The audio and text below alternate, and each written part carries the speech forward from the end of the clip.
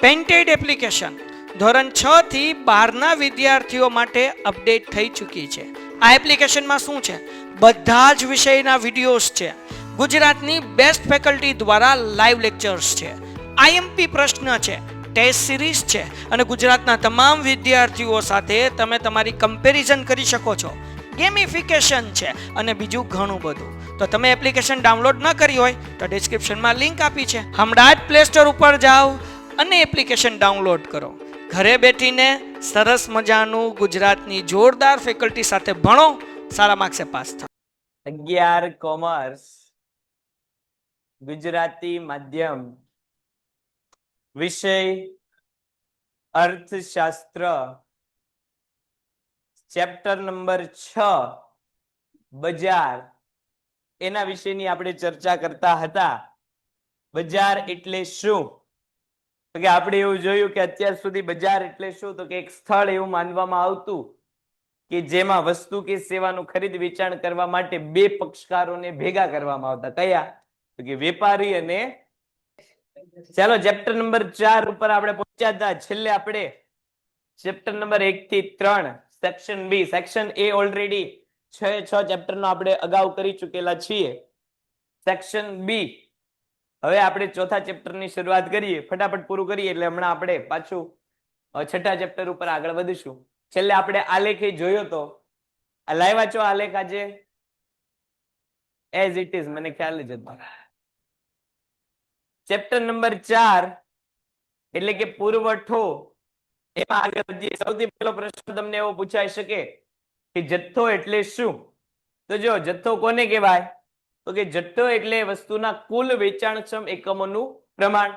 આ તમને નાનામાં નાનું સ્વરૂપ અહીંયા આપ્યું. અહીંથી તમને એમસીક્યુ પૂછાય કે વસ્તુનું કુલ વેચાણક્ષમ એકમોનું પ્રમાણ એટલે શું? તો કે જથ્થો. એમસીક્યુ ને 1 માર્ક બંને અહીંથી આવી જાય. એટલે કે કોઈ વેપારી કે દુકાનદારની દુકાન કે પછી ગોડાઉનમાં વેચી શકાય તેવી વસ્તુઓની સંખ્યા એટલે શું? તો કે એટલે જથ્થો. પછીનો મુદ્દો, પુરવઠાનો ખ્યાલ કઈ બે બાબતોના સંદર્ભમાં રજૂ કરવામાં આવેલો છે? પુરવઠાનો ખ્યાલ એટલે કે પુરવઠાને અસર કરતા પરિબળ કયા કયા? તો એક વસ્તુની કિંમત અને વસ્તુની કિંમત અન્ય પરિબળો. વસ્તુની કિંમત પુરવઠાને કઈ રીતે અસર કરે એ આપણે ઓલરેડી જાણીએ છીએ કે વસ્તુની કિંમત વધે એટલે પુરવઠામાં શું થઈ જાય? ઘટાડો થઈ જાય. વસ્તુની કિંમત વધે તો પુરવઠામાં શું થઈ જાય? ઘટાડો થઈ જાય. અને વસ્તુની કિંમત વધે એમ પુરવઠામાં શું થઈ જાય? વસ્તુની કિંમત વધે એટલે પુરવઠામાં શું થઈ જાય? ઘટાડો, વધારો થાય. કિંમત વધે પુરવઠો વધે, કિંમત ઘટે પુરવઠો ઘટે. બંને વચ્ચે કેવો સંબંધ? સીધો સંબંધ. પછીનો પ્રશ્ન, પુરવઠાની વ્યાખ્યા આપો. પુરવઠો એટલે શું? તો કે જુદી જુદી કિંમતો એ ચોક્કસ સમયગાળા દરમિયાન ઉત્પાદકો ઉત્પાદનનો જે ભાગ વેચવા માટે તૈયાર હોય તેને પુરવઠો કહેવાય. અને ચોપડીમાં આપણને વ્યાખ્યા આપેલી છે. માંગ જેવી વ્યાખ્યા પુરવઠાની છે. ચોક્કસ સમય અને કિંમતે ઉત્પાદક ઉત્પાદનનો જે ભાગ વેચવાની ઈચ્છા શક્તિ અને તૈયારી ધરાવતો હોય એને આપણે શું કહીએ છીએ? પુરવઠો કહીએ છીએ. જો અહીંયા ઉદાહરણ આપેલું છે કે ભાઈ એક દુકાનદાર પાસે 10 પુસ્તકો હોય જેનો ભાવ અત્યારે એક પુસ્તકના 50 રૂપિયા બરાબર છે. દુકાનદાર આ ભાવ ઉપર 5 જ પુસ્તકો વેચવા માટે તૈયાર છે તો પુરવઠો કેટલો થાય? 5 નો. જથ્થો કેટલો થાય? 10. વેચાણક્ષમ એકમો એની પાસે કેટલા છે? 10 છે. ત્યારે પુરવઠો કેટલાનો થાય? 5. શું કામ? તો કે પુરવઠા કરતા જથ્થો કેવો હોય? તો કે કાં તો બરોબર હોય અથવા તો વધારે હોય. જો અહીંથી તમને એવો પ્રશ્ન પૂછાય કે જથ્થો પુરવઠા કરતા કેવો હોય? તો કે કાં તો બરોબર હોય અથવા તો કેવું હોય? વધારે. અહીંયા જો જથ્થા કરતા પુરવઠો કેવો છે? વધારે છે. પુરવઠા કરતા જથ્થો કેવો છે? વધારે છે. અથવા તો બરોબર હોય. એની પાસે 10 પુસ્તકોનો જથ્થો છે ને એને વેચવાય કેટલા છે? 10 પુસ્તકો જ તે. કારણ કે વ્યક્તિ પાસે જેટલો માલ હોય એટલો જ વેચી શકે. એની પાસે જથ્થામાં 10 પુસ્તકો પડ્યા હોય અને 12 પુસ્તકો વેચી શકે ખરા? હા કે ના? વેચી શકે કે ન વેચી શકે? ન વેચી શકે. એટલે જથ્થો અને પુરવઠા વચ્ચે કેવો સંબંધ? તો કે જથ્થો બરાબર પુરવઠો અથવા તો જથ્થો કેવો હોય? તો કે પુરવઠા કરતા વધુ હોય. બે જ પરિબળો અહીંયા આપણને જોવા મળે. કોઈ દિવસ જથ્થો પુરવઠા કરતા ઓછો હોય નહીં. પુરવઠાની અનુસૂચિ એટલે શું? તો કે પુરવઠાની અનુસૂચિ કોઈ એક ઉત્પાદક કે વેપારી કોઈ એક સમયે વસ્તુની જુદી જુદી કિંમતે વસ્તુનું કેટલા જથ્થાનું વેચાણ કરવાની તૈયારી દર્શાવે છે તેની યાદીને આપણે શું કહીએ છીએ? તો કે અનુસૂચિ કહીએ છીએ. જો હવે મને એવું લાગે છે આવો પ્રશ્ન તમને પરીક્ષામાં હોવો જોઈએ. અનુસૂચિ એટલે શું? અનુસૂચિ એટલે શું? તો કે અનુસૂચિ એટલે જે છે ઉત્પાદક વેપારી કોઈ સમયે વસ્તુનો કેટલો માલ જુદી જુદી કિંમતે વેચવા માટે તૈયાર છે એનું પ્રમાણ, એને આપણે શું કહીએ છીએ? અનુસૂચિ કહીએ છીએ. પછીનો પ્રશ્ન, પુરવઠા રેખાનો ઢાળ કેવો છે? ધન ઢાળ છે. એટલે કે કિંમત વધવાથી પુરવઠો વધે ને કિંમત ઘટવાથી પુરવઠો ઘટે. ધન સંબંધ છે. અલભ્ય વસ્તુ એટલે શું? તો કે જે વસ્તુ હવે આપણે ફરીવાર તૈયાર કરી શકવાના નથી એવી વસ્તુઓને અલભ્ય વસ્તુ કહેવાય. દાખલા તરીકે પ્રાચીન કાળના સિક્કા, કલાકૃતિ, પ્રાચીન મૂર્તિઓ. હવે જો આવી વસ્તુઓને કિંમતો કેવી હોય? તો કે સૌથી વધારે પ્રાચીન સિક્કા કે મૂર્તિઓની કિંમતો કેવી હોય? વધારે હોય. પુરવઠાનો નિયમ શું છે? તો કે જેમ કિંમતો વધારે એમ પુરવઠો આપણે કેવો કરીએ? તો કે વધારીએ. પણ આવી વસ્તુઓ આપણે વધારી શકવાના? પ્રાચીન કાળના સિક્કાઓ એ કેવા છે? લિમિટેડ છે. જે ભૂતકાળમાં મળ્યા હોય, બન્યા હોય એટલા જ આપણને મળે. આપણે ઘરે પ્રાચીન કાળના સિક્કા બનાવી શકીએ? ન બનાવી શકીએ. પ્રાચીન કાળની મૂર્તિઓ આપણે ઘરે બનાવી શકીએ? ન બનાવી શકીએ. એટલે ત્યાં આ નિયમ લાગુ પડતો નથી. ખરેખર પુરવઠાનો નિયમ શું કહે છે? તો કે જેમ જેમ કિંમતો વધતી હોય, જેમ જેમ કિંમતમાં વધારો થાય એમ પુરવઠામાં શું થવો જોઈએ? તો કે પુરવઠામાં એમ વધારો થવો જોઈએ. પણ આ બધી વસ્તુ એવી છે અલભ્ય વસ્તુ. નામમાં જ શું છે? અલભ્ય. એટલે કે મળી શકે એવી વસ્તુ છે નહીં. એટલે ગમે એવી વસ્તુઓની કિંમતો વધી જાય, આવી વસ્તુઓનો જથ્થો આપણે વધારી શકતા નથી. અલભ્ય વસ્તુઓની કિંમતો ગમે તેટલો ફેરફાર થાય પરંતુ નવું ઉત્પાદન શક્ય નથી. નવું ઉત્પાદન શક્ય નથી. આથી તેને પુરવઠાનો નિયમ લાગુ પડતો નથી. પુરવઠાનો નિયમ કયા પ્રકારની વસ્તુઓ માટે અપવાદ છે? તો જો ટોટલ અહીંયા આપણને આપેલી સૌથી પહેલી વસ્તુઓ. જ્યારે પુરવઠાનો નિયમ વિપરીત કિંમત અને પુરવઠા વચ્ચે વ્યસ્ત, જો અહીંથી તમને પ્રશ્ન પૂછાય કે પુરવઠાના અપવાદ વખતે કિંમત અને પુરવઠા વચ્ચે કેવો સંબંધ હોય? વ્યસ્ત સંબંધ હોય. સામાન્ય સંજોગોમાં કિંમત અને પુરવઠા વચ્ચે કેવો સંબંધ? સીધો. પણ અપવાદમાં કેવો સંબંધ? વ્યસ્ત સંબંધ. વ્યસ્ત સંબંધ એટલે શું? તો કે સામાન્ય રીતે પુરવઠો એવું કે કિંમત વધે તો પુરવઠો કેવો થવો જોઈએ? વધવો જોઈએ. પણ અપવાદમાં ઊંધું થાય. એટલે કે કિંમત વધે તો પુરવઠો કેવો થઈ જાય? ઘટી જાય. અને કિંમત ઘટે તો પુરવઠો કેવો થઈ જાય? વધી જાય. એટલે અપવાદમાં કેવો સંબંધ બંને વચ્ચે? વ્યસ્ત. એટલે કે કિંમત વધે છતાં પુરવઠામાં શું થાય? ઘટાડો. અને કિંમત ઘટે છતાં પુરવઠામાં શું થાય? વધારો. કઈ કઈ વસ્તુ છે? તો કે અલભ્ય વસ્તુઓ, નાશવંત વસ્તુઓ, દૂધ, લીલા શાકભાજી, માંસ, ઈંડા, માછલી વગેરે. આ બંને વસ્તુ એવી છે કે જેને પુરવઠાના નિયમના આપણે શું કહીએ છીએ? અપવાદો કહીએ છીએ. જો આની વસ્તુઓમાં કિંમતોમાં ગમે એટલો ફેરફાર થાય, પુરવઠામાં કાંઈ ફેરફાર આવે ખરા? હવે આવી વસ્તુઓની કિંમતો ઘટી જાય તો એનો પુરવઠો ન આપણે ઘટાડી શકીએ, ના આવી વસ્તુની કિંમતો વધી જાય તો ન આપણે પુરવઠો વધારી શકીએ. એ તો જેટલી મળતી હોય એટલી કે જે વસ્તુ મળે. એટલે પુરવઠાનો નિયમ અહીંયા લાગુ પડતો નથી. પછી ઉત્પન્ન થયેલી બધી જ વસ્તુઓ શા માટે પુરવઠો નહીં કહેવાતી? ચાલો આનો જવાબ તમે આપો તો. ઉત્પન્ન થયેલી બધી જ વસ્તુઓ શા માટે પુરવઠો કહેવાતી નથી?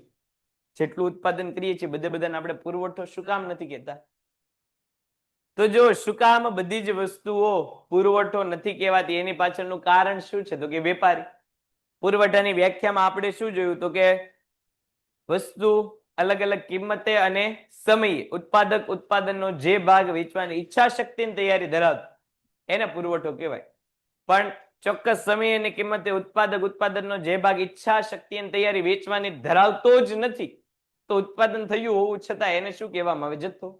ઉત્પન્ન થયેલી બધી જ વસ્તુઓ પુરવઠો નથી કારણ કે વસ્તુને પુરવઠો જથ્થાના સંદર્ભમાં ઉત્પાદન કરતા ઓછો સમય કે વધારે હોય શકે. એક તો ઈ કારણ છે. સૌથી પહેલું ઈચ્છા ન હોય. બીજું શું હોય? તો કે ભૂતકાળમાં કઈક વસ્તુઓ પડેલી હોય ઈ પણ વર્તમાનમાં આપણે વેચતા હોઈએ છીએ. એટલે બધી જ વસ્તુઓ જેનું ઉત્પાદન થાય છે, બધી જ વસ્તુઓ જેનું ઉત્પાદન થાય છે ઈચ્છા શક્તિની તૈયારી ન હોય વેચવાની, તો એ આપણો શું ગણાય? તો કે જથ્થો ગણાય. એટલે જેટલું ઉત્પાદન થાય છે બધું આપણો પુરવઠો ગણાશે નહીં. પછીનો પ્રશ્ન, વસ્તુની કિંમત વધતા પુરવઠા અને જથ્થામાં થતો ફેરફાર જણાવો. તો વસ્તુની કિંમત વધતા પુરવઠો વધે છે અને જથ્થામાં શું થાય તો કે ઘટાડો થાય છે. જો આ વાક્ય અહીંયા લખેલું છે સાચું છે કે ખોટું છે તમારે મને કહેવાનું. વસ્તુની કિંમત વધતા પુરવઠો વધે અને જથ્થો ઘટે છે. આ વાક્ય મને યોગ્ય નથી લાગતું. તમને યોગ્ય લાગે છે ખરા? હા, ચાલો એક જણો હા કે છે. જે લોકો એમ કહેતા હોય કે આ બરોબર વાક્ય અહીંયા લખેલું છે કે વસ્તુની કિંમત વધતા પુરવઠો વધે અને જથ્થો ઘટે. જો તમે આ વાતથી સહમત હો તો હાથ ઊંચો કરો. આ વાક્ય અહીંયા લખેલું છે કે વસ્તુની કિંમત વધતા પુરવઠો વધે અને જથ્થો ઘટે. આ વાતથી તમે સહમત હો તો હાથ ઊંચો કરો. 1 2 3 4 5 6 7. ઓકે, 7 જણા. અને અહીંયા જે છે હામાં જવાબ કેટલા આપ્યો છે? અહીંયા એક જણો એવું છે એ હા કે છે, બાકીના લોકો ના કે છે. અને અહીંયા લોકોએ હાથ ઊંચો નથી કર્યો એટલે 1 2 3 4 5 જણા. અહીંના 5 અને અહીંયા 5 7 5 જણા જેવા છે. તો આ વાત લખેલી છે યોગ્ય છે. આ વસ્તુ કેવી છે તો કે યોગ્ય છે. હવે જો જેમ જેમ વસ્તુની કિંમતો વધશે એમ પુરવઠામાં શું થશે તો કે વધારો. પુરવઠાનો નિયમ શું કે છે? કિંમત વધે એટલે પુરવઠામાં શું થાય? વધારો. કિંમત ઘટે એટલે પુરવઠામાં શું થાય? ઘટાડો. હવે દાખલા તરીકે ઉદાહરણ તરીકે ભાઈ 100 પેન આપણે શું કરીએ છીએ? ઉત્પાદન કરીએ છીએ. હવે ઉદાહરણ તરીકે માનીએ કે એક પેન આપણે 50 રૂપિયામાં વેચીએ છીએ. ઉદાહરણ તરીકે માનીએ આપણે કે એક પેન આપણે 50 રૂપિયામાં વેચીએ છીએ અને આપણી ઈચ્છા એવી છે કે ભાઈ 100 માંથી 50 રૂપિયા કેટલી વેચવી છે પેન? તો કે 30 પેનો જ આપણે 50 રૂપિયાના ભાવે વેચવી છે. ઈચ્છા શક્તિની તૈયારી આપણી કેટલા પેનોની છે? 30 પેનોની ઈચ્છા શક્તિની તૈયારી છે. એટલે પુરવઠો કેટલો થયો? પુરવઠો કેટલો થયો તો કે 30 પેનોનો પુરવઠો થયો. 100 માંથી 30 પેનોનો પુરવઠો થયો તો જથ્થો કેટલો થાય? 80 પેનોનો થાય આપણો. હા કે ના? કેટલો થાય તો? 70 પેનોનો આપણો શું થયો તો કે 70 પેનોનો આપણો જે છે એ જથ્થો થયો. ક્યારે? જ્યારે આપણી એક નો ભાવ રૂપિયા છે 50 રૂપિયા છે. હવે જો આપણી વસ્તુની કિંમત વધે એટલે કે 50 રૂપિયાની બદલે આપણી પેન કેટલા રૂપિયાની થઈ જાય? 60 રૂપિયાની થઈ જાય. તો આપણે શું કરશું? કિંમત વધારાનો લાભ લેવા માટે પહેલા 30 પેનો વેચતા હતા, હવે કેટલી પેનો વેચવા માંડશું તો કે 50 પેનો વેચવા માંડશું. એટલે પુરવઠો આપણો કેવો થયો? પુરવઠો કેવો થયો? વધ્યો. અને 70 પેનો જે જથ્થામાં હતી એ ઘટીને હવે કેટલી થઈ જશે તો કે 50 પેનો થઈ જશે. આવું થયું શું કામ? તો કે વસ્તુની કિંમત વધી. તો અહીંયા તમને એ જ કીધેલું છે કે વસ્તુની કિંમત વધવાથી શું થશે તો કે પુરવઠો વધશે, જથ્થોમાં શું થશે? ઘટાડો. આ મુદ્દો સમજાણો? હા કે ના? ઓનલાઈન વાળા ફટાફટ હા કે ના? શા માટે વસ્તુની કિંમત વધવાથી પુરવઠો વધે અને જથ્થો ઘટે છે એનું આપણે ઉદાહરણ અહીંયા જોયું. ચાલો આગળ વધીએ. કિંમત વધતા કુલ જથ્થો શા માટે ઘટે છે? તો જો હમણાં જ આપણે ઉદાહરણથી સમજ્યા શા માટે કિંમત વધવાની સાથે જથ્થામાં ઘટાડો થાય તો કે કિંમત વધવાથી વધુ નફો મેળવવા માટે ઉત્પાદકો શું કરશે તો કે પોતાના જથ્થામાંથી મોટા ભાગનો જથ્થો ક્યાં મૂકી દેશે? પુરવઠા માટે મૂકી દેશે. એટલે જેમ જેમ વસ્તુની કિંમતમાં વધારો થશે તેમ તેમ વસ્તુમાં કુલ જથ્થામાં શું થશે તો કે ઘટાડો. ઉત્પાદન ખર્ચ વધે તો પુરવઠો શા માટે ઘટે છે? ઉત્પાદન ખર્ચ વધે તો પુરવઠો શા માટે ઘટે? કે ઉત્પાદન કરવાનું કામ કેવું થઈ જાય તો કે મોંઘું પડી જાય. ઉત્પાદન મોંઘું થાય તો આપણે વેચાણ કેવું કરવું પડે? મોંઘું. પરિણામે આપણને નફો કેવો મળે? ઓછો. એના કરતા વસ્તુનો કિંમતો વધતી હોય એટલે કે ઉત્પાદન ખર્ચ વધે તો નફો ઘટે. તો આવું ન કરવા માટે આપણે શું કરી દઈએ તો કે ઉત્પાદન ઘટાડી દઈએ. પછી રાજકીય સ્થિરતા જોખમાય ત્યારે તેની વસ્તુના પુરવઠા ઉપર શી અસર થાય? કે જો દેશમાં એક સ્ટેબલ સરકાર ન હોય તો એને પુરવઠાને શું લાગે વળગે? તો રાજકીય સ્થિરતા જોખમાય તો વસ્તુનો પુરવઠો કેવો થાય તો કે ઘટી જાય. જે દેશમાં રાજકીય સ્થિરતા ન હોય એ દેશમાં શું થાય તો કે જે દેશમાં સ્થિરતા નથી એ દેશમાં મોટા ભાગની ઉત્પાદન ઓછું થાય એટલે સ્વાભાવિક રીતે પુરવઠો કેવો થઈ જાય તો કે ઘટી જાય. શું કામ પુરવઠો ઘટ્યો તો કે રાજકીય સ્થિરતા નથી. એટલે દાખલા તરીકે અત્યારે તમે બાંગ્લાદેશની પરિસ્થિતિ જોવો છો. ત્યાંના લોકો મોટે ભાગે જે છે આંદોલનમાં અને દેશને ફૂંકી મારવામાં જ તે રસ ધરાવે છે. હવે ત્યાં કોઈ કંપની પોતાનો વેપાર કરવા જાય કે જ્યાં કંપનીની ગેરંટી જ નથી, હજી તો બિલ્ડિંગ બનીને તૈયાર કર્યું, ત્યાં ઓલા લોકો આવીને તોડી જાય. ઉપદ્રવ્યો બધા. હવે એવી જગ્યાએ કોઈ વેપાર કરવા જાય ન જાય. હવે વેપાર કરવા કંપનીઓ જ જશે નહીં એટલે ઉત્પાદન કેવું થશે? ઓછું થશે. ઉત્પાદન ઓછું થશે એટલે પુરવઠો કેવો રહેશે? તો કે ઓછો રહેશે. હા હોય, કારણ કે વસ્તુ જ ન હોય તો શું થઈ જાય? મોંઘવારી. પાકિસ્તાનમાં એ જ હાલ છે. પાકિસ્તાનમાં તમે જો અત્યારે એ લોકો, આપણે પહેલા વાત કરી હતી, વર્ક ફ્રોમ હોમ કરે છે પાકિસ્તાન વાત. એટલે ભારતમાં બોમ્બ ફોડવાને બદલે ક્યાં ક્યાં ફૂટે છે? તો કે પાકિસ્તાનમાં જ બોમ્બ ફૂટે છે. તમે લોકો જો રોજે રોજ છાપામાં અમુક અમુક જગ્યાના બોમ્બ બ્લાસ્ટ પાકિસ્તાનની અંદર જ આવે. વર્ક ફ્રોમ હોમ શરૂ છે. તો ત્યાં કોઈ કંપની હવે કામ કરવા જાય કે જે દેશ જ આતંકી દેશ છે, હવે ત્યાં જીવના જોખમો છે, તો ત્યાં સંપત્તિનું જોખમ કેવું વધારે. હવે કોઈ કામ કરવા ત્યાં જાય ને ઉત્પાદન કોઈ કરે નહીં, વસ્તુ મળવાની? વસ્તુ જ નહીં મળવાની. વસ્તુ નહીં મળવાની એટલે સ્વાભાવિક છે માંગ કેવી થઈ જાય? તો કે વધી જાય. માંગ વધી જાય એટલે કિંમતો કેવી રહે? વધારે. એટલે મોંઘવારી વધારે જોવા મળે.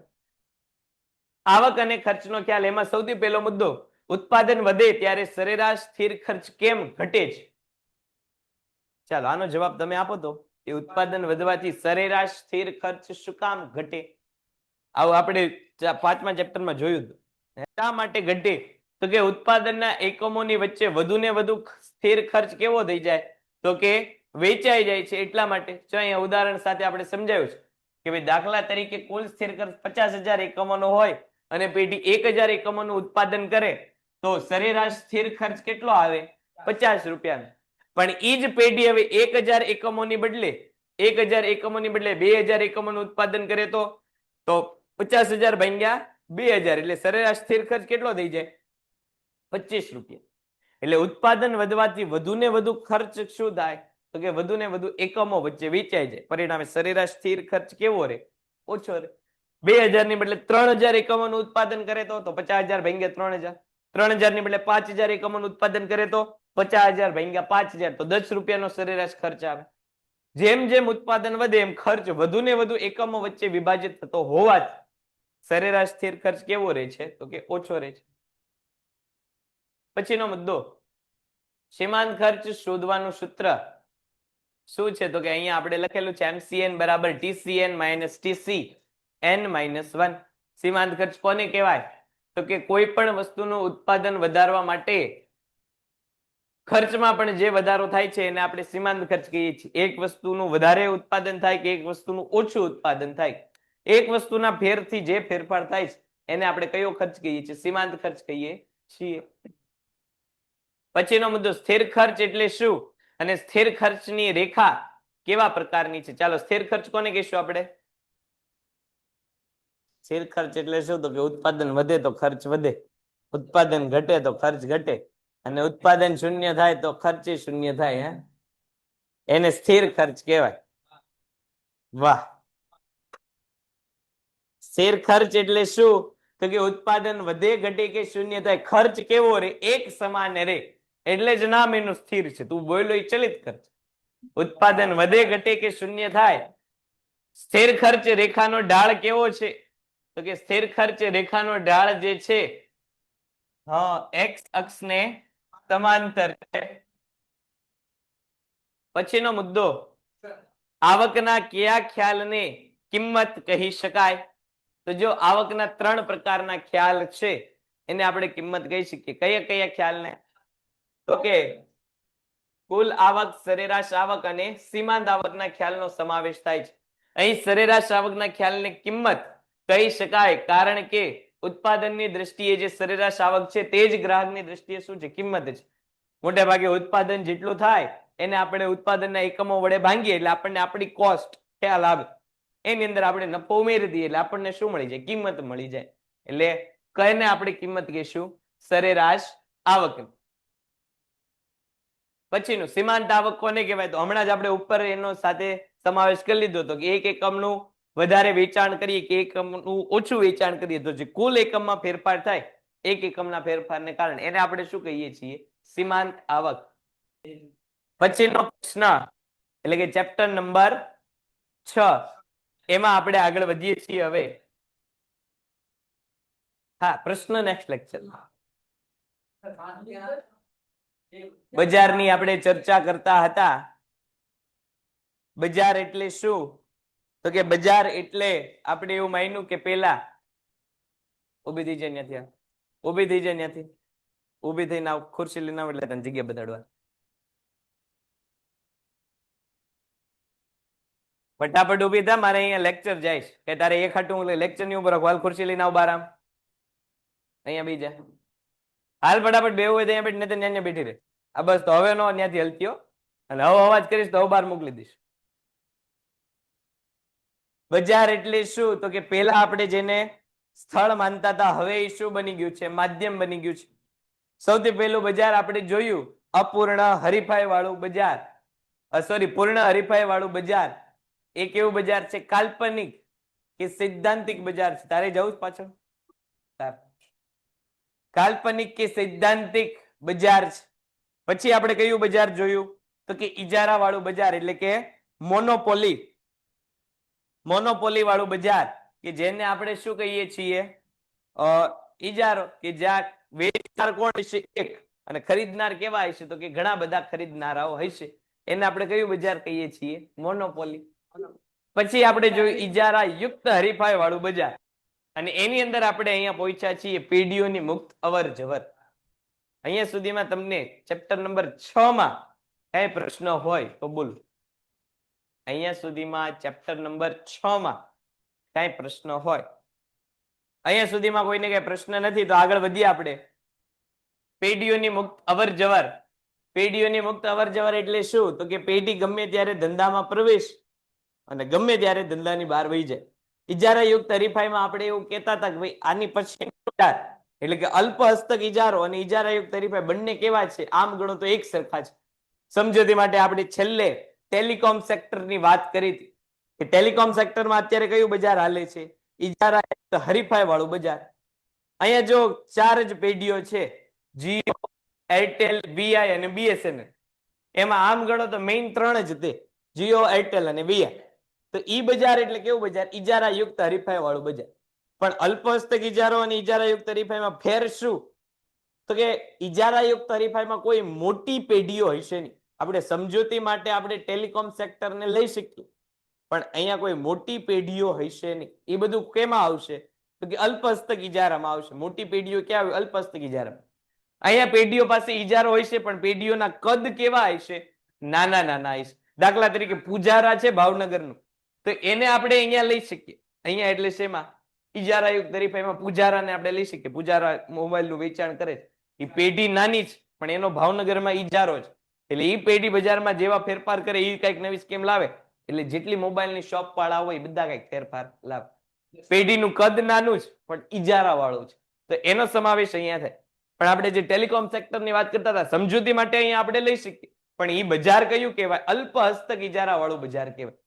સમજૂતીમાં આપણે એવું સમજી શકીએ કે ભાઈ પેઢીઓ છે ને એટલી એટલી વસ્તુઓ છે, તો જેનું કદ નાનું હોય, નાની પેઢીઓનું કદ હોય, અને પાછું શું હોય? તો કે ઇજારો હોય. એનો સમાવેશ આપણે અહીંયા કરશું. અહીંયા એટલે ક્યાં? ઇજારા યુક્ત હરીફાઈ. જેનો ઇજારો હોય ને પેઢીનું કદ પાછું કેવું હોય? તો કે મોટું હોય. એનો સમાવેશ આપણે ક્યાં કરશું? આની પછીનું, એટલે કે અલ્પ હસ્તક ઇજારા. તો અહીંયા આગળ વધીએ. ઇજારા યુક્ત હરીફાઈ વાળા બજારમાં પેઢીઓની મુક્ત અવર જવરનો અર્થ પેઢીઓના ઉદ્યોગમાં વિના નિયંત્રણ પ્રવેશ અને નિકાસ છે. આપણે ઇજારા વાળા બજારમાં એવું જોયું હતું કે ઇજારા વાળા બજારમાં પેઢીઓની અવર જવર કેવી છે? તો કે પ્રતિબંધિત છે. ઘણીવાર કાયદો પેઢીને આવવાની ના પાડતો હોય, ઘણીવાર કુદરતી પરિબળો ન હોય, ઘણીવાર આવડત ન હોય, પરિણામે ધંધામાં પ્રવેશ મળતો નહોતો. પણ અહીંયા એવું નથી. અહીંયા મુક્ત રીતે પેઢીઓનો પ્રવેશ અને નિકાસ, એટલે કે પેઢીઓ ધંધામાંથી દૂર થાય છે. જ્યારે કોઈ એક ઉદ્યોગને અસામાન્ય નફાની સ્થિતિ હોય ત્યારે એ નફાથી આકર્ષાઈને નવી પેઢીઓ મુક્તપણે પ્રવેશ કરે છે, અને અસામાન્ય ખોટમાં પેઢીઓ શું કરે? તો કે ધંધો છોડીને વહી જાય. જો ઉદાહરણથી સમજી, દાખલા તરીકે તમે અહીંયા 1 2 3 4 5 6 7 8 9 10 11 12 13 જણા અહીંયા બેઠા. 13 જણામાંથી આપણે એવું ઉદાહરણ માટે માનીએ કે ભાઈ 1 2 3 4 આ 4 જણા છે. આ 4 જણા શું બનાવે છે? તો કે મોબાઈલ કંપનીના માલિકો આ 4 જણા છે. બાકીના અહીંયા બેઠેલા છે, એટલે કે આ બધા છે એ સ્કૂટર બનાવે છે. સામે 4 જણા જે છે એ મોબાઈલ બનાવે. તો જો પેઢીઓ કેટલી છે? ઓછી છે. મોબાઈલ બનાવવામાં પેઢીઓ કેટલી? 4 જ પેઢીઓ છે. કોઈ પણ ગ્રાહકને મોબાઈલ જતો હોય તો એ 4 માંથી એક કંપનીનો મોબાઈલ લેવો પડશે, કારણ કે બીજા કોઈ ઓપ્શન નથી. એટલે એ ચારેયનો નફો કેવો હોય? તો કે પ્રમાણમાં વધારે હોય. અહીંયા સ્કૂટર બનાવતી કેટલી પેઢીઓ? 8 પેઢીઓ છે. એટલે નફો કેટલા લોકો વચ્ચે વેચાય? 8 લોકો વચ્ચે નફો વેચાય. ગ્રાહકોને 8 ઓપ્શન મળે એટલે 8 લોકો વચ્ચે નફો વેચાય. પણ અહીંયા તો 4 જ ઓપ્શન છે એટલે નફો કેટલા લોકો વચ્ચે વેચે? 4 લોકો. તો આ બેયને ઈ જોઈને એમ થાય આ બે અને પેન્ટેડ એપ્લિકેશન ધોરણ 6 થી 12 ના વિદ્યાર્થીઓ માટે અપડેટ થઈ ચૂકી છે. આ એપ્લિકેશનમાં શું છે? બધા જ વિષયના વિડીયોઝ છે. ગુજરાતની બેસ્ટ ફેકલ્ટી દ્વારા લાઈવ લેક્ચર્સ છે. આઈએમપી પ્રશ્ન છે, ટેસ્ટ સિરીઝ છે અને ગુજરાતના તમામ વિદ્યાર્થીઓ સાથે તમે તમારી કમ્પેરિઝન કરી શકો છો. ગેમિફિકેશન છે અને બીજું ઘણું બધું. તો તમે એપ્લિકેશન ડાઉનલોડ ન કરી હોય તો ડિસ્ક્રિપ્શનમાં લિંક આપી છે. હમણાં જ પ્લે સ્ટોર ઉપર જાઓ અને એપ્લિકેશન ડાઉનલોડ કરો. ઘરે બેઠીને સરસ મજાનું ગુજરાતની જોરદાર ફેકલ્ટી સાથે ભણો, સારા માર્ક્સે પાસ થાઓ. અને આ ત્રણે એટલે કે આ 5 જણા 1 2 3 4 5 જણા એમ થાય કે ઓલા 4 જણા તો બહુ સારો એવો નફો કરે છે, તો આપણે એક કામ કરીએ, સ્કૂટર બનાવવાનું બંધ કરી દઈએ. ક્યાં વયા જઈએ? ફોન બનાવવામાં. તો આ 5 જણા સ્કૂટર બનાવવાનું બંધ કરી દેશે. ક્યાં વયા જશે? ફોન બનાવવામાં. ઓલરેડી ત્યાં 4 કંપની હતી, નવી કેટલી કંપની આવી? 5 કંપની. એટલે ફોન બનાવતી હવે કેટલી કંપની થઈ ગઈ? તો કે 9 કંપનીઓ થઈ ગઈ. જે કંપનીઓ પેલા 4 હતી ઈ વધીને હવે કેટલી થઈ ગઈ? 9 કંપનીઓ થઈ ગઈ. અને ફોન બનાવવામાં જે 8 કંપનીઓ હતી ઈ હવે કેટલી વધી? તો કે 3 જ કંપનીઓ વધી. એટલે કે સ્કૂટરમાં હવે ઓપ્શનો કેવા રહ્યા? ઓછા રહ્યા. હવે સ્કૂટર કોઈને લેવું હોય તો વાહેના 3 જે ઉદ્યોગપતિઓ બેઠા છે એના જ સ્કૂટર લેવા પડે. પણ ફોન લેવા હોય તો અહીંથી આ 5 કંપની સામેની 4 કંપની. એટલે કે ઓપ્શન ગ્રાહકો પાસે કેવા છે? તો કે વધ્યા. એટલે જે નફો પેલા 4 કંપનીઓ પાસે હતો એ નફો હવે 9 કંપનીઓ વચ્ચે વેચાઈ જશે. એટલે નફો કેવો થશે? ઘટવા લાગશે. અને સામે પક્ષે તમે જો અહીંયા તમે જો ત્યાં સ્કૂટર બનાવવા વાળા પેલા જે 5 ને 3 8 લોકો હતા એ હવે કેટલા થઈ ગયા? તો કે 3 લોકો થઈ ગયા. એટલે જે નફો પેલા 8 લોકો વચ્ચે વેચાતો એ હવે કેટલા લોકો વચ્ચે વેચાશે? 3 લોકો વચ્ચે. એટલે સ્કૂટરનો નફો કેવો થશે? વધશે. અને જે નફાથી આકર્ષાઈને આ બધા સ્કૂટર બંધ કરીને મોબાઈલ બનાવવા ગયા હતા એ નફો કેવો થયો? ઘટી ગયો. એટલે પાછું આ 5 જણાને એમ થયું કે ભાઈ મોબાઈલમાં તો બહુ હરીફાઈ છે, મોબાઈલનો ધંધો આપણાથી થશે નહીં. એટલે આ 5 જણા પાછા શું કરશે? તો કે મોબાઈલનું કામ બંધ કરશે ને પાછા ક્યાં આવી જશે? સ્કૂટર બનાવવા. એટલે મોબાઈલની જે પેલા 4 કંપનીઓ હતી એમાં 5 કંપનીઓ આવી એટલે કે 9 કંપનીઓ થઈ. એમાંથી પાછી 5 કંપનીઓ વહી ગઈ. એટલે મોબાઈલ બનાવવાની પાછી કેટલી કંપનીઓ રહી? 4 કંપનીઓ રહી. સામે અહીંયા સ્કૂટર બનાવવામાં પહેલા 8 કંપનીઓ હતી, 5 કંપનીઓ ગઈ એટલે કે 3 કંપનીઓ વધીને પાછી 5 કંપનીઓ આવી ગઈ. એટલે પાછી કેટલી કંપનીઓ થઈ ગઈ? 8 કંપનીઓ થઈ ગઈ. એટલે મોબાઈલ બનાવવામાં પહેલા જે નફો 9 કંપનીઓ વચ્ચે વેચાતો એ હવે પાછો કેટલી કંપનીઓ વચ્ચે વેચાવા માંડ્યો? 4 કંપનીઓ વચ્ચે. એટલે પહેલા જે ઓછો નફો મળતો હતો એ નફો પાછો કેવો? મોબાઈલનો થઈ ગયો, વધી ગયો. અને આ 5 જણા મોબાઈલ છોડીને સ્કૂટરમાં આવ્યા એટલે ગ્રાહકનો જે નફો હતો એ પેલા 3 વચ્ચે વેચાતો એ હવે કેટલા વચ્ચે વેચાશે? 8 વચ્ચે. એટલે જે પેલા પ્રોફિટ સ્કૂટરમાંથી વધારે મળતો હતો એ પ્રોફિટ પાછો કેટલો ગયો? તો કે ઘટવા માંડ્યો. એટલે પાછું આ 5 જણાને એમ થયું કે ભાઈ સ્કૂટરનો ધંધો આપણાથી થશે નહીં, હરીફાઈ છે. હાલો સ્કૂટર બંધ કરીને ક્યાં વયા જઈએ? તો કે આપણે જે સ્કૂટર બંધ કરીને ફરી પાછા ફોનમાં વયા જઈએ. તો જો અસામાન્ય નફો થાય એટલે ઘડીકમાં ફોનમાં વયા જાય, પાછી ખોટ જાય કે નફો ઓછો થાય એટલે પાછો ફોનનો ધંધો બંધ કરી દે. મુક્તપણે આવે ને મુક્તપણે જાય. આવું ક્યાં સુધી થાય? તો કે સમયના ટૂંકા ગાળા માટે થાય. ઘડીકમાં નફાથી આકર્ષાઈને ધંધો શરૂ કરે ને પાછી ખોટ જાય એટલે ધંધામાંથી નફો બંધ કરીને વયા જાય. આવું ટૂંકા ગાળા માટે થાય. લાંબા ગાળે બધું કેવું થઈ જાય? તો કે ફિક્સ થઈ જાય. હવે આ 5 ને એમ થાય કે ઘડી ઘડી ધંધા બદલાવ આપણા માટે યોગ્ય નથી. એટલે અમુક શું કરશે? તો કે અમુક ભલે ઓછો નફો મળતો એ ફોનનું જ ઉત્પાદન કરશે, અમુક ભલે ઓછો નફો મળતો એ સ્કૂટરમાં આવી જશે, અમુક ધંધા બંધ કરીને જ વહી જશે. આ ધંધો આપણી તેવડ બારની વાત છે, ધંધો કરાય. એટલે પેઢીઓમાં બજારમાં પણ એવું થાય. બધો ફેરફાર કેવો છે? તો કે સમયના ટૂંકા ગાળામાં. લાંબા ગાળે બધા જ પેઢીઓની સંખ્યા કેવી થઈ જાય? સ્થિર થઈ જાય. શું કામ સ્થિર થાય? તો કે ટૂંકા ગાળામાં જે અસામાન્ય નફો મળતો હતો એ નફો મળવાનું કેવું થઈ જાય? તો કે બંધ થઈ જાય. લાંબે ગાળે પેઢીઓની સંખ્યા સ્થિર રહે એટલે નફો બધા વચ્ચે વેચાવા માંડે. જે 4 કંપનીઓ મોબાઈલ વાળી હતી કે આ 4 જણા મોબાઈલ વેચતા એમાં આ 2 જણા એવું નક્કી કર્યું કે ભાઈ ભલે ઓછો નફો મળતો આપણે મોબાઈલ જ વેચશું. તો એ 4 તે આરવાર 2 નવી કંપની આવી ગઈ એટલે 6 જણા ત્યાં આવી ગઈ. અને અહીંયા જે છે આ 3 ની આ 3 જણા અહીં નહીં રહ્યા એટલે કે 3 જણા ત્યાં એટલે 6 જણા મોબાઈલ બનાવવામાં, 6 જણા ક્યાં બનાવવામાં? તો કે 6 જણા સ્કૂટર બનાવવામાં રહી ગયા. એટલે નફો જે વારા ઘડીએ સંખ્યાના ફેર કોઈને ઘડી ઘડી ન કેવું પડે, અહીંયા ધ્યાન રાખો. વેચાણ ખર્ચ. હવે જો આના ઉપરથી એમસીક્યુ આપણે ટીક કરાવ્યો તો કે એકમાત્ર બજાર કયું બજાર? તો કે પૂર્ણ હરીફાઈ વાળું બજાર કે જ્યાં વેચાણ ખર્ચ કેટલા રૂપિયા માનવામાં આવતો હતો? વેચાણ ખર્ચ કેટલા રૂપિયા માનવાનો હતો? રૂપિયા કે 500 રૂપિયા આપણે છેલ્લે વાત કરી હતી? 0 રૂપિયા. એકમાત્ર વેચાણ ખર્ચ માટે નું બજાર એટલે કયું બજાર? તો કે 0 રૂપિયા વાળું બજાર, એટલે એ પૂર્ણ હરીફાઈ વાળું બજાર. પણ અહીંયા વેચાણ ખર્ચ માનવામાં આવશે. વેચાણ ખર્ચ એટલે વસ્તુના વેચાણ માટે થતો ખર્ચો. એક માર્કમાં આપણને પ્રશ્ન એવો પૂછાય કે વેચાણ ખર્ચ એટલે શું? તો કે વસ્તુના વેચાણ માટે થતો ખર્ચો એટલે વેચાણ ખર્ચ. હવે આ વેચાણ ખર્ચમાં કયા કયા ખર્ચા આવે? તો કે જાહેરાતનો ખર્ચો આવે, પેકિંગનો ખર્ચો આવે, ગ્રાહક વેપારીના જે છે એ વેપારના સ્થાનેથી વેચાણના સ્થાને એટલે કે દુકાનેથી લઈને ગ્રાહકના ઘર સુધી વસ્તુ પહોંચાડવાનો ખર્ચ, આ બધાનો સમાવેશ શેમાં કરવામાં આવે? તો કે વેચાણ ખર્ચમાં કરવામાં આવે. વસ્તુને વેચાણ ખર્ચમાં વસ્તુને આકર્ષક અને ઉપયોગી બનાવવા માટે પેકિંગ ખર્ચ, વાહન વ્યવહાર, વેચાણ વેરો, જથ્થાબંધ વેપારી, છૂટક વેપારીને ચૂકવાતા ખાસ રકમો, શોરૂમ સેલ્સમેન પાછળ ખર્ચ, આ બધા નીચે અંડરલાઈન કરજો. વેચાણ માટે આપવામાં આવતી છૂટછાટ, ઇનામ, ભેટ અને સૌથી અગત્યનું જાહેરાત ખર્ચ બધાનો સમાવેશ થાય. એક માર્કમાં પ્રશ્ન પૂછાય વેચાણ ખર્ચમાં કયા કયા ખર્ચનો સમાવેશ થાય? કયા કયા ખર્ચનો સમાવેશ થાય અંડરલાઈન કરજો. તો સૌથી પહેલું તો આપણને એવું કીધેલું છે કે ભાઈ જાહેરાત અને પેકિંગના ખર્ચ. તમે જો વસ્તુ આકર્ષક દેખાય આ માટે પેકિંગ કરવામાં આવે, પછી ભલે વસ્તુમાં અંદરથી કાંઈ હોય નહીં, પણ પેકિંગ કેવું રાખવામાં આવે? તો કે આકર્ષક. શું કામ? તો કે પેકિંગ જોઈને જ વસ્તુ આપણે ખરીદતા હોઈએ. તમે જો મોટે ભાગે ઓલા 5-5 રૂપિયાના પેકેટ તમે જુઓ તો એનું પેકિંગ કેવું હોય? તો કે એનું પેકિંગ મોટે ભાગે તમે જો કાર્ટૂનને લગતું હોય. શું કામ? તો કે એનું ટાર્ગેટેડ ઓડિયન્સ કોણ છે? તો કે નાના બાળકો છે. હવે નાના બાળકોને કાર્ટૂન દેખાય એટલે એ વસ્તુ ખરીદવા માટે કેવા થાય? તો કે વસ્તુ ખરીદવા માટે જે છે એ પ્રેરાય. એટલે પેકિંગ કેવું કરવાનું? તો કે આકર્ષક કરવાનું. દાખલા તરીકે તમે પરફ્યુમના પેકિંગ જો તો પરફ્યુમમાં મોટે ભાગે કેવા? તો કે આમ જો તો ડાર્ક કલર ઉપયોગમાં લેવામાં આવે. પેકિંગ એના બોક્સ તમે જો મોટે ભાગે કાં તો ફુલ્લી બ્લેક હોય, કાં તો મોટા ભાગના રેડ કલરમાં આવું જે છે એ પેકિંગ રાખવામાં આવે. શું કામ? તો કે એક પ્રકારનો સ્ટેટિસ્ટિક સિમ્બોલ રાખે છે કે આ વસ્તુ લોકોને જે છે પેકિંગ થી યાદ રહે. ઘણી વાર વસ્તુનું નામ કેવું ભૂલી જાય, પણ વસ્તુનું પેકિંગ હોય, આ પેકિંગ થી વસ્તુ યાદ રહી જાય આપણને.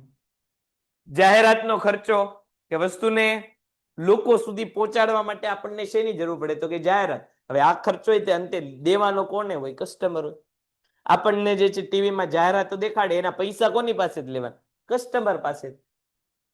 કે ભાઈ અમુક પ્રકારના તમે પીણા પીવો એટલે તમને ડરથી મુક્તિ મળી જાય, ડર કે આગે જીત મળી જાય. તો એ શું છે? એક પ્રકારની જાહેરાત છે. 5 રૂપિયાની પેપ્સી કે 5 રૂપિયાનું કોકા કોલા માટે તમે જો કરોડોના હીરો જે છે સ્કૂટર લઈને આમથી આમ એક ખાડામાંથી બીજા ખાડામાં, એક પહાડ ઉપરથી બીજા પહાડ ઉપર આમ જે છે છલાંગુ માર્યા જ રાખતા હોય, ખાલી 5 રૂપિયાનું જે છે એ કોલ્ડ ડ્રિંક લેવા માટે. આ શું છે? એક પ્રકારની જાહેરાત. હે શું શું આવે? મેં ક્યાં સ્ટિંગ ની વાત જ કરી? હું તો થમ્સઅપ ની વાત કરતો. થમ્સઅપ કાચની બોટલ 5 રૂપિયાની આવે છે.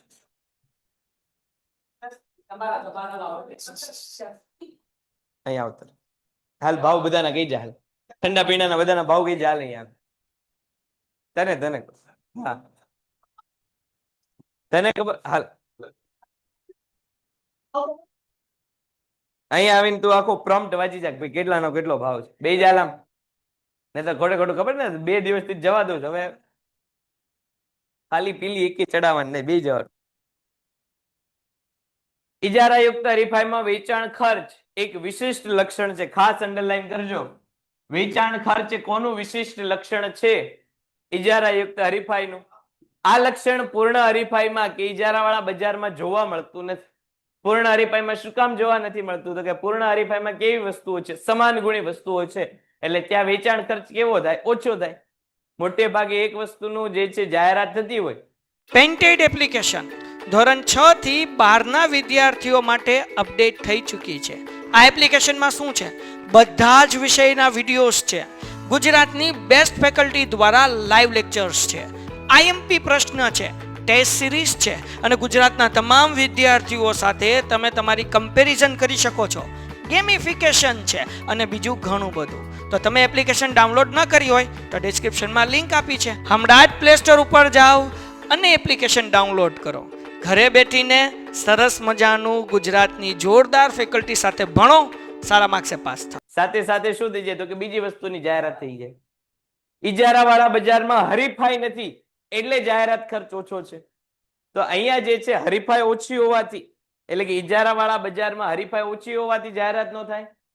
પૂર્ણ હરીફાઈ વાળા બજારમાં જે છે સમાન ગુણી વસ્તુ હોય એટલે જાહેરાત ન થાય. તો એકમાત્ર જાહેરાત કોનામાં થાય છે? અહીંયા ઇજારાયુક્ત હરીફાઈમાં. આ બજારમાં ઉત્પાદકો કે વેપારીઓ મોટી સંખ્યામાં વચ્ચે હરીફાઈ કરતા હોવાને કારણે ઉત્પાદકો કે વેપારીઓ અને ખરીદનાર ગ્રાહકોને આકર્ષવા માટે આવો વેચાણ ખર્ચ કરવામાં આવે છે. તમે જો મોટે ભાગેના પેકિંગનું કામ જ શું હોય? તો કે પેકિંગનું એક કામ વસ્તુને સુરક્ષિત રાખવાનું તો છે, પાછું પેકિંગનું બીજું કામ શું છે? તો કે પેકિંગનું બીજું કામ જે છે એ આકર્ષણ, જાહેરાતનું આકર્ષણ કરવાનું કામ છે. દાખલા તરીકે તમે અમૂલ દૂધની થેલી જો ને તો ઘણી વાર હું એવું માર્ક કરું કે કોઈ ગોલ્ડ કે તાજા એવું બોલે નહીં. બધા એમ કે ઓલી લાલ કલર એમ કે ઓલી ભૂરી કલરની થેલી આપો તો મોટા ભાગના ગોલ્ડ બોલવાનું બંધ કરી દે. ગોલ્ડ એટલે લાલ કલર, તાજા એટલે ભૂરો કલર. કોઈ ભૂરી થેલી આપો તો આ પેકિંગ નો એક લાભ છે. હવે જે લોકો અભણ વ્યક્તિ હોય એને શું ગોલ્ડમાં શું તાજામાં એને ખબર પડે? તમને લોકોને ખ્યાલ હશે. તો બધા એવું કે બે ઓલું ગાય દોરેલું દૂધ આપો તો આ પેકિંગ છે. એને ખબર ન હોય કે આ બફેલો, નામ એનું બફેલો, એ ગાય ને જ ખરેખર ભેંસ છે. પણ બધા એમ કે એ ભાઈ પેકિંગ લાવો તો શું કામ? તો કે આ પેકિંગ નો કમાલ છે. તમે વસ્તુનું નામ ભૂલી જાઓ, વસ્તુનું તમે નામ ભૂલી જાઓ છતાં પેકિંગ થી તમે વસ્તુ ઓળખી જાઓ. અભણ લોકો ન વાંચતા આવડે? હોશિયાર તારી જેવા હોશિયાર હોય એ બે ચાર જણા જ વાંચીએ, બાકી લોકો ન વાંચવા પડે. તો એ લોકો પેકિંગ ઉપરથી વસ્તુ ઓળખી જાય. એ લોકો પેકિંગ ઉપરથી વસ્તુ ઓળખી જાય. તો જો આકર્ષણનું કામ કહેવાય. ચાલો પછીનો મુદ્દો, બિન કિંમત હરીફાઈ. પછીનો મુદ્દો, ઇજારાયુક્ત બજારમાં કિંમત હરીફાઈની સાથે સાથે બિન કિંમત હરીફાઈ જોવા મળે છે. આ બજારમાં ઉત્પાદક અને વેચનારાઓ વસ્તુની માંગ વધારવા માટે વસ્તુની કિંમતો કેવી રાખે? સ્થિર રાખે. અને સ્થિર કિંમતે ગ્રાહકને આકર્ષવા માટે શું કરે? તો કે અમુક અલગ અલગ પ્રકારની પ્રવૃત્તિઓ કરે. આનું બેસ્ટ ઉદાહરણ એટલે પાર્લેજી. તમે જો વર્ષોથી પાર્લેજી 5 રૂપિયામાં એક જ એવી બિસ્કિટની બ્રાન્ડ છે કે વર્ષોથી અસ્તિત્વમાં હોય, પાછું સ્થિર કિંમત હોય, વસ્તુનું વેચાણ કરતા હોય. આજથી 15 વર્ષ પહેલા 5 રૂપિયામાં બિસ્કિટ આપતા, 10 વર્ષ પહેલા 5 રૂપિયામાં બિસ્કિટ આપતા, અત્યારે 5 રૂપિયામાં જ બિસ્કિટ આપે છે. તો આ બિન કિંમત હરીફાઈ થઈ. બિન કિંમત હરીફાઈ એટલે શું? તો કે અહીંયા કિંમતમાં ફેરફાર કર્યા સિવાય બધું કરવામાં આવશે. આપણે હમણાં પાર્લેજીની વાત કરી તો પાર્લેજી વાળા બિન કિંમત હરીફાઈ જ કરે છે. જો એની હારની એક પણ કંપનીઓ અત્યારે એવી નથી કે જે 5 રૂપિયામાં બિસ્કિટ આપતા હોય. એકમાત્ર પાર્લેજી જે છે વર્ષોથી એક તો ચાલે છે અને પાછું 5 રૂપિયા. પણ એને શું કર્યું? તો કે કિંમત એક સરખી રાખવા માટે એને વસ્તુઓમાં ફેરફાર શરૂ કરી દીધા. એને વસ્તુની ક્વોન્ટિટી અને ક્વોલિટીમાં શું કર્યો? તો કે ફેરફાર કર્યો. તમે જો પેલા પાર્લેજીના પેકેટમાં જેટલા 5 રૂપિયામાં બિસ્કિટ આવતા એના કરતા હવે બિસ્કિટની સંખ્યા કેવી થઈ ગઈ? ઓછી થઈ. પાછું પેલા જે બિસ્કિટની સાઈઝ મોટી હતી સાઈઝમાં શું કરી નાખ્યો? તો કે ઘટાડો કરી નાખ્યો. વચમાં જો એને આખું ઓલું છોટા ભીમ સિરીઝ ચલાવી હતી. બિસ્કિટમાં પાર્લેજીની બદલે છોટા ભીમના અલગ અલગ કેરેક્ટર દોરીને આપતા. આ શું છે? બિન કિંમત હરીફાઈ છે. એનો મેઇન ટાર્ગેટેડ ઓડિયન્સ કઈ છે? તો કે 10 વર્ષ સુધીનું બાળક. 10 વર્ષ સુધીના બાળકને આકર્ષવા માટે એ શું કરે છે? તો કે ઘણા બાળકો માત્ર આ કાર્ટૂન માટે શું કરે? તો કે વસ્તુ ખરીદે. એનું એક શ્રેષ્ઠ ઉદાહરણ જેમ્સ. વચમાં તમે જો કિન્ડર જોયની જેમ જેમ્સ વાળો એલા બોલ્સ બહાર પાડ્યા હતા. એમાં અડધા ભાગમાં જેમ્સ ભરેલી હોય ને અડધામાં એક રમકડા આપતા. શું કામ? તો કે એડલ્ટ લોકો, મોટા લોકો ચોકલેટના ભાગરૂપે જેમ્સ લે, પણ નાના લોકો સુધી પહોંચવું હતું, નાના બાળકો સુધી પહોંચવું હતું, તો એની માટે એ લોકોએ શું કર્યું? તો કે રમકડા. એટલે ઘણા લોકો ખાલી રમકડા લેવા માટે જેમ્સના બોલ ખરીદી લેતા. અને પાછો કેવા ખરીદતા? તો કે કિંમત ગમે એટલી હોય, બોલ્સ જે તે સમયે 50 રૂપિયામાં મળતો. સાદી તમે જેમ્સ લ્યો તો એ 5 થી 10 રૂપિયાનું ઝીણું અમથું પેકેટ આવી જાય. પણ ઈનું ઈ જ બોક્સમાં કેટલામાં આવતું? તો કે રમકડા સહિત 50 રૂપિયામાં. તોય લોકો ખરીદતા. શું કામ? તો કે રમકડા માટે. આને કેવું કહેવાય? તો કે બિન કિંમત હરીફાઈ. જ્યારે બીજું કઈ નહોતા કરતા ત્યારે આવા વિચારથી એને શું કર્યું? તો કે માર્કેટ કેપ્ચર કર્યું. પછી બજાર અંગેનું અપૂરતું જ્ઞાન. પૂર્ણ હરીફાઈમાં આપણે એવું જોયું હતું કે વેચનાર અને ખરીદનાર ને બજાર અંગેનું જ્ઞાન કેવું હોય? તો કે પૂરેપૂરું જ્ઞાન હોય. વેચનારને ખરીદનારની સ્થિતિ અને ખરીદનારને વેચનારની સ્થિતિ બધા વિશેનો ખ્યાલ હોય. એટલે કે ખરીદનારની આવક કેટલી છે, એ કેટલા રૂપિયા કમાય છે, કઈ વસ્તુ પસંદ કરે, બધું કોને ખબર હોય? વેપારીને ખબર. વેપારીનો નફો કેટલો છે, વેપારીને માલ કેટલા રૂપિયામાં પડે છે, વેપારી જે વસ્તુનું વેચાણ કરે છે એવી અવેજી વસ્તુઓ કઈ કઈ છે, આ બધો ખ્યાલ ની કોને ખબર હોય? તો કે આ બધું ગ્રાહકને ખબર હોય. એટલે કે પૂર્ણ જ્ઞાન શેમાં હોય? પૂર્ણ હરીફાઈમાં હોય. પણ અહીંયા એવું નથી. અહીંયા વેપારીને માલ કેટલા રૂપિયામાં પડે છે, વેપારીનો નફો કેટલા રૂપિયાનો છે, વેપારી જે માલ વેચે છે એની અવેજી વસ્તુ છે કે નહીં, એવો ખ્યાલ ગ્રાહકને ન હોય. ગ્રાહકની જરૂરિયાત શું છે, ગ્રાહકની આવક કેટલી છે, ગ્રાહકને કઈ વસ્તુ ખરીદવી છે, એનો ખ્યાલ વેપારીને ન હોય. બંનેને એકબીજા વિશે કેવો ખ્યાલ હોય? તો કે પ્રમાણમાં ઓછો ખ્યાલ. કયા બજારમાં? તો કે અપૂર્ણ અહીંયા ઇજારા યુક્ત હરીફાઈ. આ બજારમાં વસ્તુના વેચનાર અને ખરીદનારને બજાર અંગેનું સંપૂર્ણ જ્ઞાન હોતું નથી. આ બજારમાં નજીકની અવેજીની તમામ વસ્તુના ગુણધર્મો અને ગુણવત્તા તેઓ માહિતગાર હોતા નથી. નજીકની જે અવેજી વસ્તુ હોય એના ગુણધર્મો કે ગુણવત્તાથી કસ્ટમર માહિતગાર હોતા નથી. દાખલા તરીકે હમણાં બિસ્કિટની વાત કરી તો આપણને બધા બિસ્કિટનો ટેસ્ટ કેવો છે એ ન ખબર હોય. શું કામ? અમુક નો ખબર હોય ને અમુક નો ન ખબર હોય. અમુક વસ્તુ આપણે ઉપયોગ જ ન કરીએ, અમુક આપણને મળતી હોય. દાખલા તરીકે અત્યારે જો 5 રૂપિયાના ઓલા સ્નેક્સમાં અત્યારે અહીંયા ગોપાલનું ચલણ છે, તો આ બીજી જગ્યાએ આ મળતું ન હોય, એટલે ત્યાંના લોકોને આવું ગોપાલ જેવું નામ ન ખબર. બાલાજીની અવેજી છે ગોપાલ, પણ બધાને એનો ટેસ્ટ કે એના રંગરૂપ આકાર વસ્તુ એના વિશે બધાને ન ખ્યાલ હોય. શું કામ? તો કે એ વસ્તુ મળતી નથી એટલામાં. તો અહીંયા બજાર અંગેનું સંપૂર્ણ જ્ઞાન ગ્રાહકો પાસે અને ગ્રાહક અંગેનું સંપૂર્ણ જ્ઞાન જે છે એ વેપારીઓ પાસે હોતું નથી. અલ્પ હસ્તક ઇજારો.